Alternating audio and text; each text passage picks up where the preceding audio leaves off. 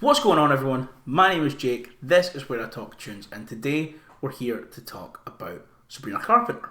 Now, talking about Sabrina Carpenter isn't necessarily something I've done on this channel before. I've done a lot of talking about punk and rock and metal, but I'm here to just talk about something that I've seen recently that's kind of all around about Sabrina Carpenter.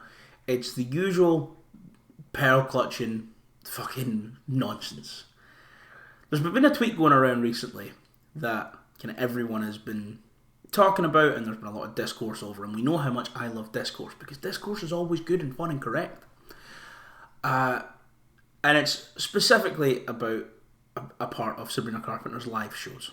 So let's just go to the tweet.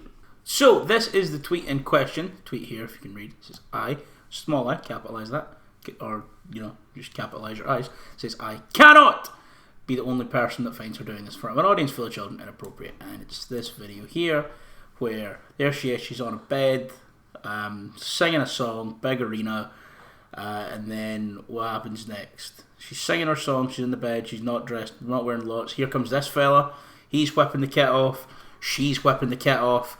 It's a very sexually suggestive moment of the show. There we go. The big man's loving it. They're cracking on. It's all part of the show. Now, I don't know if you've listened to Sabrina Carpenter songs. They're all horny as shit. They're all horny as fuck. Her whole brand is I am small and I am real horny all the time. And to be fair, a lot of the tweets I've seen regarding this have just been, don't take your children to a Sabrina Carpenter show just because Espresso is on the radio. Do your research, listen to the artist, listen to the music that is there.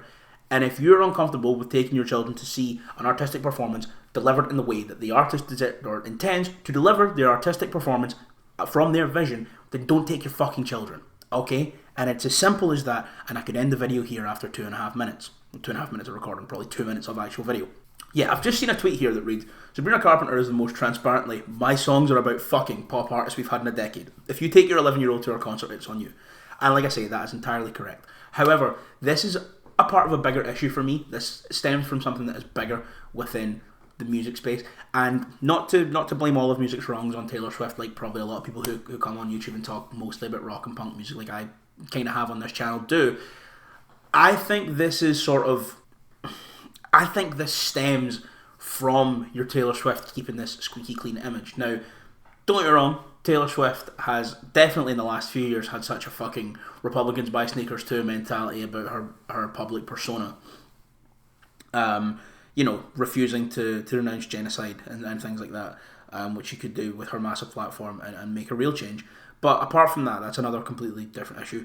Apart from that, it's her being seen as the gold standard of pop music and the Eras Tour making all this money and this, that, and the next thing. With all these things happening, people have this idea that big successful pop stars have to water down everything that they do to fill this sort of Taylor Swift void. And I went to the Eras Tour and I had an absolutely incredible day. It was a very long day, 4.5 hours or whatever the fuck it was. It was a really long day.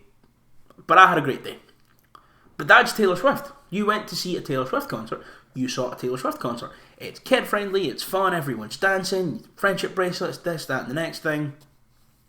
But Taylor Swift has never wrote any songs that are just as violently and aggressively horny as Sabrina Carpenter has. And then let's look at this on another level. Let's look at another big sort of artist within the sort of pop arena, within the pop space, selling out arenas who have done some sort of racy, controversial things on stage. Let's look at the 1975, okay? The 1975 sing a lot of songs about just being horn dogs and fucking all this things. And Matt Healy just sings a lot about wanting to kill himself, and he sings a lot about having sex, and that's pretty much the brand, except for songs where he's like, oh, I'm in love now. But even then, it's like, I'm in love and I'm having sex all the time, or it's like, I'm in love and I don't want to kill myself no more. But look at consumption, right? A part of the show that is, in my opinion, completely unnecessary, and that's not me being like, that's not me clutching at pearls or whatever. That's just like him giving an excuse for everyone to get a little costume change for the back half of the show when he pretends to have a chug and then eat some raw meat and does some push-ups for whatever reason. I mean, I guess it's to get people talking and it's to be provocative and all these kind of things, which it is, and obviously I'm talking about it. But no one was there I mean, everyone was making fun of him because it's Matty Healy, and why is Matty Healy getting shirtless and doing push-ups and pretend to have a tug on stage? We're all making fun of him, right? But no one at the end of the day was like, this is disgusting. I brought my 10-year-old to the 1975 show and Matthew Healy pretended he was having a wank. There was no outrage like that. So why is there this outrage with Sabrina Carpenter? Why does the general public have this idea that if you make radio-friendly pop music, that you should have to fit into these gaps and you should have to appeal to children and you should have to be safe and nothing that you do should be considered racy or too much because children listen to pop music? Where does this idea come from?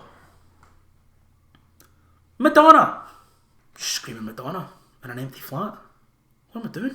But I think this idea that women and female pop stars should have to fit into this mold, this Taylor Swift mold where nothing is offensive and nothing will be done because young girls look up to them, is insane. It completely waters down the idea of artistic integrity. And I understand I'm coming on here to talk about fucking radio pop music as if it's this bastion of artistic integrity, which it's realistically it's not really. But at the same time, an artist like Sabrina Carpenter, whose whole brand is that she fucking loves it, right? A gross way to put it, I'm sorry. But her whole thing, all of her songs are about getting the ride, right? That whole album is about getting the ride. It's a great album, it's about getting the ride.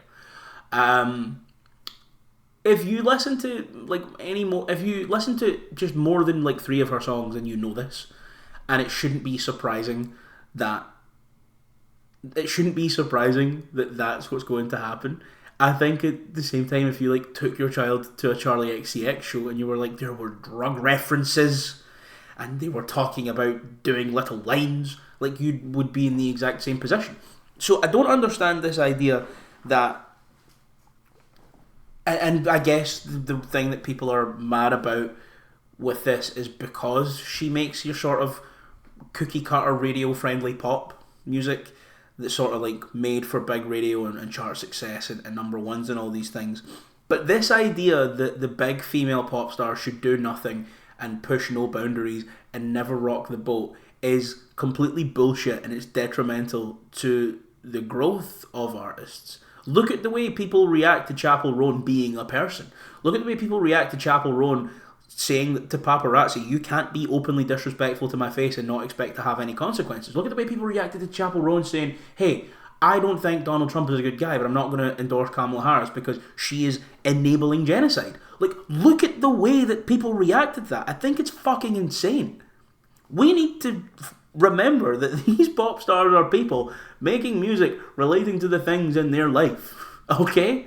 They are singing these songs. This is their artistic vision, and their live shows are their purest expression of their artistic vision.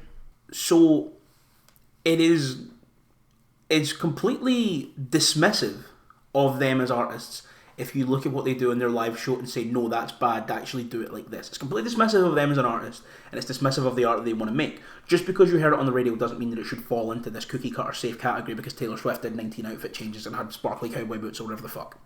Right? That's point 1. Point 2 is it is also deeply rooted in misogyny in the music scene because no one gave this specific energy about bringing kids to the show to the 1975. And no one did that, I think, because everyone knows in 1975 a lot of songs, like I say, are about like, depression, drugs, sex, heroin, all these sort of things. But listen to a fucking Sabrina Carpenter song and you'll know that. You'll understand. The same thing has happened recently with Sam Smith with their sort of move out of your sort of radio-friendly R&B-ish pop into a sort of more racy and different way. But once again, if you are listening to the music that Sam Smith is making, if you're listening to the music that they create, then you will know that their live show is probably going to be more reflective of this newer era of their career, which is, it's not Sam Smith in tiny little John Newman suits singing Stay With Me or whatever. It's what they are doing now is not that. And their live show is going to, 9 times out of 10, unless you're a legacy artist... But 9 times out of 10, unless an artist has fallen into a legacy artist category, and even still with that, it's not always the case, 9 times out of 10, an artist's live show is going to be reflective of their most recent work. So we saw this with Sam Smith, And I also think what we saw with Sam Smith was deeply rooted in homophobia. The way that what we're seeing with Sabrina Carpenter is deeply rooted in misogyny in the scene. I just think you should understand who the artist that you're going to see is. And that sounds like a hot take. You should be prepared to go see the artist that you're going to go see. But I think, again, if you go to Sabrina Carpenter, if you take your child to Sabrina Carpenter because they heard Espresso on the radio and Taste on the radio and whatever, and you're like, oh, that's like quite fun. If you're going to a full show based off of hearing a couple of songs on the radio, then you don't really know enough about this artist to have an opinion on it. I think if you take your child to this show, that's on you. You should have to explain or you should then go, we're not going to Sabrina Carpenter show because I don't think her live show is appropriate for taking your child to. And that is okay. Sabrina Carpenter and other artists should not have to dumb down or water down their art to appease you just because Taylor Swift did it. Even though they're in their 40s, we're not telling Blink-182 to stop making dick jokes, you know? I just think, as fans and as consumers of music, I think especially within the pop music scene, I think fans have gotten too comfortable with pop stars not pushing the boundary because Taylor Swift hasn't. And I don't want to say that in a way that I'm like, Taylor Swift isn't an incredible artist, because if you know me, you know I love Taylor Swift. But Taylor Swift's music, the last real musical risk Taylor Swift took was Folklore and Evermore, and they're not even sort of risky songs or risky albums. They're more Taylor Swift done a 180 and stopped and focused on like a nice, quiet, contemplative folk, sort of alt folk, I live in the forest now, pianos and stuff. So that was like her last real big risk that her career took. I mean, apart from releasing the Torture Post Apartment, that was a risk in the fact that it's a bad album. But Taylor Swift has her lane. Taylor Swift has the things that she sings about. That is a Taylor Swift brand. That's more than likely what the rest of Taylor Swift's career is going to be. I don't see Taylor Swift doing a 180 and coming out with a punk album next where she talks about systemic racism and how that hurts her. Because once again, Republicans also buy sneakers. Or I guess in her case, Zionists also buy tickets to the Eras Tour. The point of this is, we should never expect an artist to do whatever you want because you're clutching at pearls. We should never expect an artist to do something just because another artist in a vaguely similar way does it. Can you imagine how insane it would be if everyone at the Sum 41 farewell tour was upset because Blink told dick jokes or whatever, you know? Like, that's just such an insane thing to say. Or to then go to the Blink tour and go, well, when I saw Sum 41, they weren't talking about dicks and Mark getting laid. Because that's just not who that band is. And that pressure isn't put on punk artists, I guess, because now punk isn't on the radio. But why should we have to do this? Why should we have to feel the need to do this, you know? And this happens every time an artist in the mainstream and in mainstream pop does something like this. And it's never actually about their art that people are complaining about. It is complaining about their art. But these complaints are never happening when you're listening to the album, because you've turned your brain off and you're not listening to the lyrics. But when the artist wants to then convey the emotions and the feelings and the thoughts and how they perceive their art to be in the single most direct and distilled way that they can in a live show, then that's obviously what they're going to do. Now, and I'm also not going to say, like, is this a Sabrina Carpenter thing with the guy coming out and getting all shirtless, like, whatever. It's whatever. It is what it is. Probably done to draw up a little bit of controversy and make some headlines, fair enough, yeah. But, I mean, listen to the album. That's the takeaway here.